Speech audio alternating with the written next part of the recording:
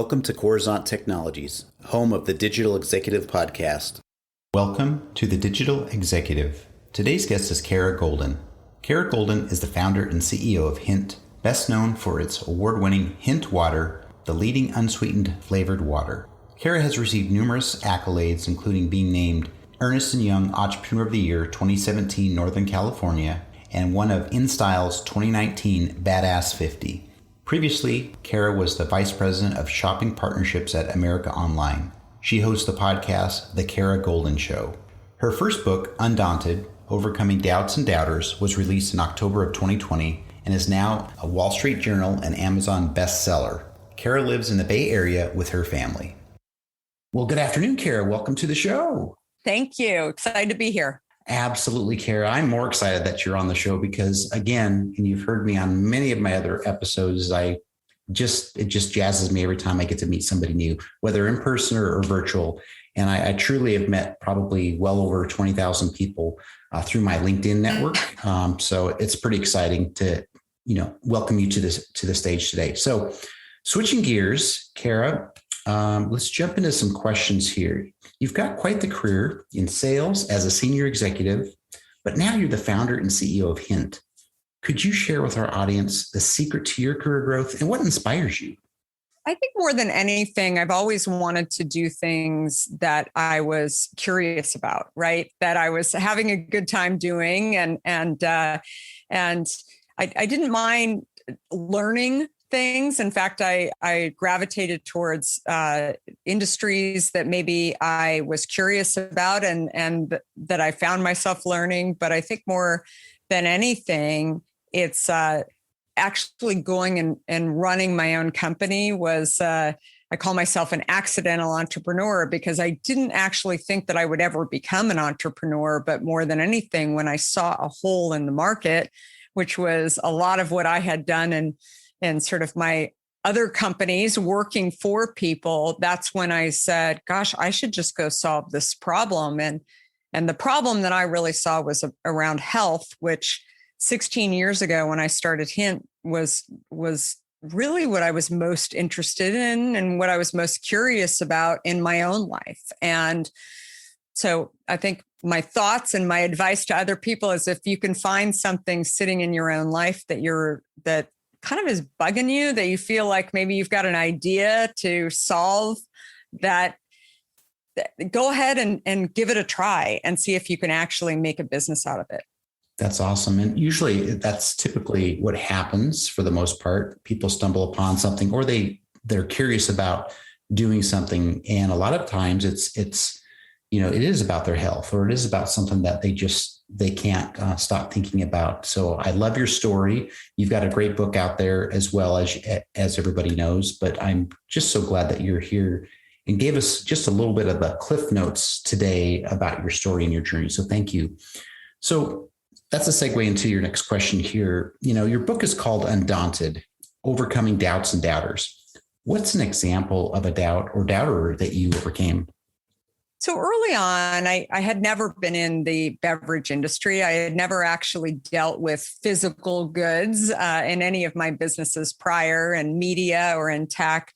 And I think that while I wanted to solve a problem, I was doing it with a physical product, a hard good, Hint, that was that had a lot of components to it that I very quickly realized it was not my comfort zone. The learning wasn't happening quickly. And there were a lot of things that every day I stumbled upon that I really didn't know and were very, very frustrating. And I think for me, it was the thing that, I was probably most challenged by was thinking back on it was my own doubts and my own sort of ability to really believe that I could figure things out. So I believed in my product, but I didn't necessarily believe that I could go and achieve those things. And in fact, I thought if I just outsource some of this, if I go and find those people with lots of years of experience, they're going to be able to come and fix my problem. But unfortunately, when we think about people who have lots of experience, we think about people who are with the big companies, right? So in tech, maybe that's Google or Microsoft, or in beverages, maybe it's Coca-Cola or Pepsi.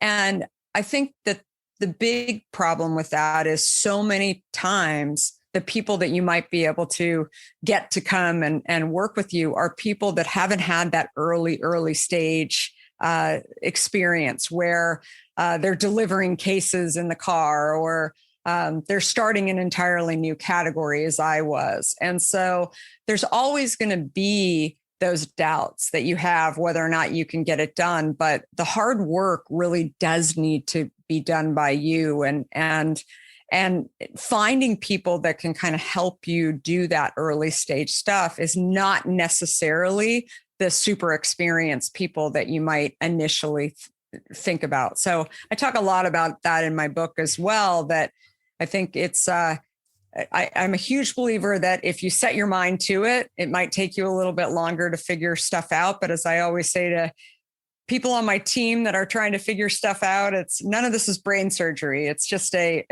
matter of, researching it and talking and actually going out there and trying and doing what you can in order to go make some progress. And I love that. And again, what I kind of alluded to before I asked that question is you kind of gave us the cliff notes of your book, and obviously not to diminish the value of reading the book, but it's amazing that you're sharing that story with our global audience today. And again, we hope that somebody on the show can resonate with your message. So thank you, Kara. And Kara, this is a technology publication and platform. We talk all about emerging technologies, of course, but are you leveraging any new emerging technologies within your tech stack or business? If not, maybe you found a cool tool or app that you found useful you might be able to share with us.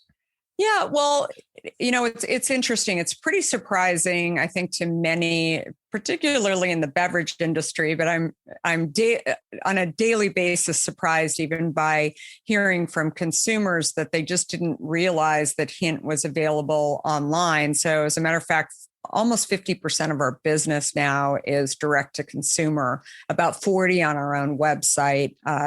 On drinkhint.com, and about 10-ish% through Amazon and some of those other e-commerce, we call them, channels that are available out there. And then we are available in Costco and Kroger's and lots of different stores across the US, as well as offices, including many tech offices that maybe some of your listeners are a part of. And so I think, over the years, as we've started to grow this business, and particularly with the direct to consumer business, I mean, there's lots of different technologies. I feel like you're constantly looking for the latest technology in order to grow your business.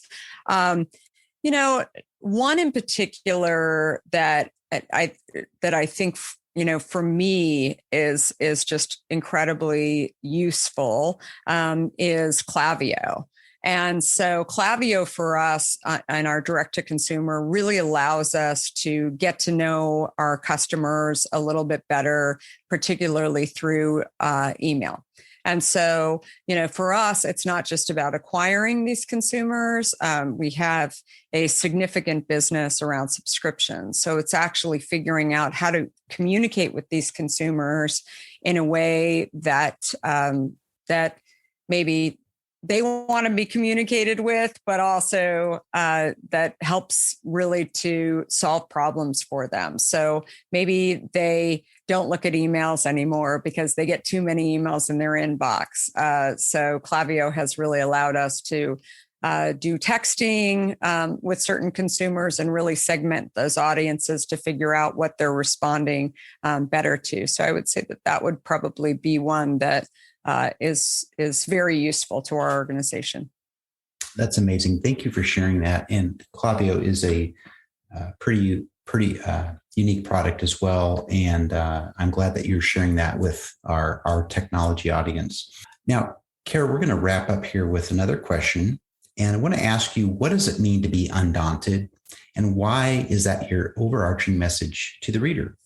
I think overall, we live in a world where, of course, it's easier and maybe safer and less risky to live your life day to day doing what you are used to doing and maybe what you're great at. But in order to really grow, in order to challenge yourself and learn, you need to really keep upping the ante. And more than anything, I think about it as you need to live undaunted. You need to march forward, even when it's a little bit hard. Maybe you are super comfortable in what you're doing, because I think that after a while, when you are too comfortable living in the world that you're living in, that you start to become bored. You start to become used to living in this world, and you stop learning. And I think more than anything, learning is the